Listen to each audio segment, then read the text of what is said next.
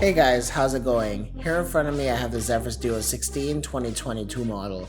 I've tested the 3060 model, the 3070 Ti model, and the 3080 Ti model. And I've actually used this laptop as my main dedicated laptop for over a month now. And last year, the Duo 15 SE was also heavily used by me. So I really have a good understanding of what it's like to live with a laptop with a second screen and with a bit of an unusual keyboard and trackpad layout. I'll get into all of those one by one. Is this the best laptop of the year? I'll get into that as well, but it's looking like it. When Asus came out in CES and announced their 2022 lineup, they stated that the Duo 16 is their flagship laptop, and it shows. From the lid, it's made out of a very high quality aluminum. It feels amazing to the touch, and etched in there is the ROG logo and text indicating that it's Republic of Gamers. And there's some kind of shimmering effect in terms of the way light hits it to where it could sometimes look blue, pink, or purple.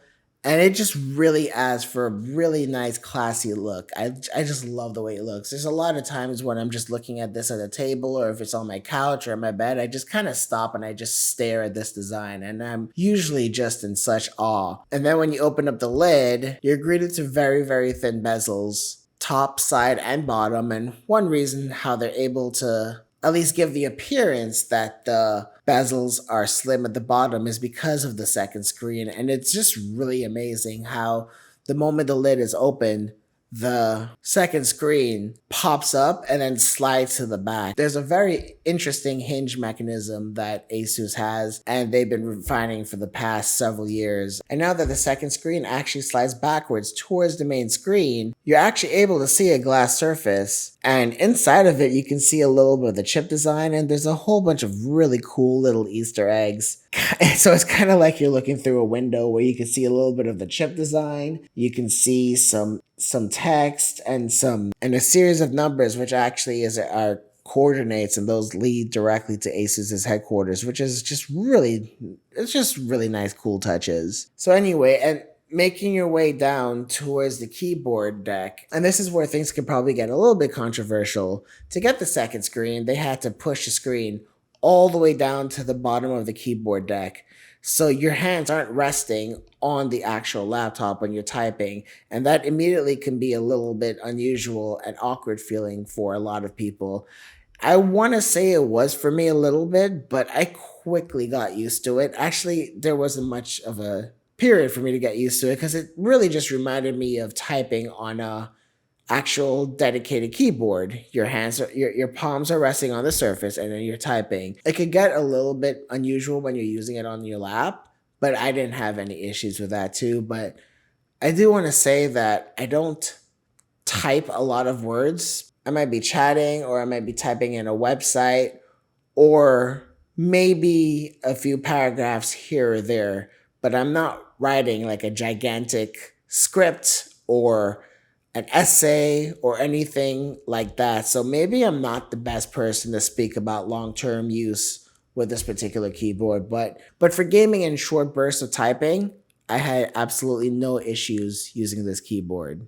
But one thing I do want to say about the keyboard is it's a great keyboard to type on, and it's per key RGB. All of the secondary functions are lit up as well. And I also do know on camera you're seeing some flicker. I'm not seeing that in real life, but because my camera is able to pick up any type of flicker, it could potentially be fatiguing to those who are very sensitive to PWM flickering. I'm mildly sensitive to it, but this hasn't been bothering me at all. So then moving to the right, you're greeted by the trackpad, and then this is the part where things, in a way, fall apart for me.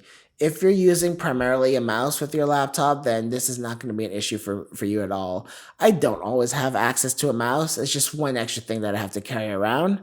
So when I'm forced to use this trackpad, it is potentially, it's sometimes a bit frustrating. It's just way too small. It's just way too narrow. If I'm doing anything that requires efficiency, I'm just going to have to grab a mouse. And then when you flip over the laptop to the back, the bottom panel is metal, and if you go on Asus's website, they say that it's an all metal design. It is technically, but it's not the same premium feeling material as the lid. I think it feels more like a magnesium alloy. And then in terms of ports, you're pretty much covered. It has just about all the important ports you would need. There's a display port at the back that connects directly to the dedicated GPU. There's an HDMI 2.1 port that also connects directly to the dedicated GPU. So if you're connecting this to your TV or your gaming monitor, you're covered. On the left, you have a USB-C and a USB Type-A. And on the right, you only have one USB Type-C, and you also have a mini SD card slot, which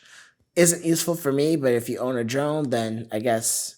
Alright, so let's just start talking about the main panel. There's actually a lot to get into in terms of this particular display. This is the Mini LED QHD Plus panel. It's definitely one of the best displays I've seen on any laptop or possibly any TV or monitor that I've looked at as well. So right off the bat, you're getting 100% sRGB, 86% of Adobe RGB, 96% of DCI-P3, and 85% of NTSC. It's a great display. It measures very closely to other laptops, but where this laptop really starts to shine is in the brightness. Max brightness goes up to 703 nits, which is the most I've ever seen on any laptop that I've tested, including most professional monitors out there, and including many TVs. And that's not even with HDR on. But more impressively is the black levels. At 100%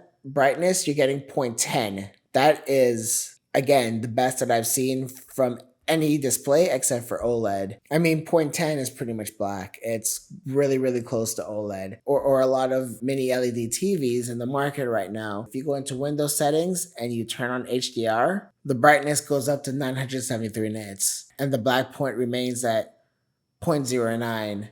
And the contrast ratio goes up to 10,990 to 1. And if you've seen any of my other reviews, no other traditional IPS display is able to hit even anything near this. So this is creating the punchiest, most beautiful HDR effect that I've ever seen. And it's really highlighted by this one particular YouTube video that I found. There's just a series of colors being exposed and splashing and moving all throughout the screen while you have a completely black background. It's truly a spectacle. And I'm honestly honored that I have the experience to view this. I've just never seen anything like it. Also, because this is a 10-bit panel, and I confirmed that by going into NVIDIA's control panel, and combined with HDR and combined with the mini LEDs, any issue that I would have with the dirty screen effect or the blooming is completely alleviated when I look at some really good HDR content. Alright, so that's enough for the first screen. I have another screen to get to. This is secondary ScreenPad Plus, and this has been a really, really, really nice feature. And when I go to another laptop that does not have a dual screen, I do tend to miss it. And the second screen is also a touch screen. And there's an entire software suite that Asus has built in to it. I swear I can probably do another video just covering all of these details. If you would like me to do that, just leave a comment. But man, the second screen is so useful. And the software that Asus built in really, really makes things easy too. How easy it is to snap windows from the bottom screen to the top screen. And then without even thinking about it, I just find myself using the second screen so much. It's just so much easier to reference something, or if I have something on the main screen, I could be using the touch screen to scroll around and zoom in and out. Or if I'm photo editing on Lightroom, I can actually have the grid on the bottom screen, and there's actually a specific set of software tools built in for the Adobe suite. And just having these sliders on the touchscreen has just been really a big game changer for me. Being able to easily control the exposure, contrast, shadows, highlights, tint, saturation, etc. And it's fully customizable too. It's been a really, really, really good experience. Asus built that in and they work specifically with Adobe. So I can just go on and talk about how useful the second screen is and all the different examples I can come up with. But it's just really hard to describe how useful this thing is until you actually experience it yourself.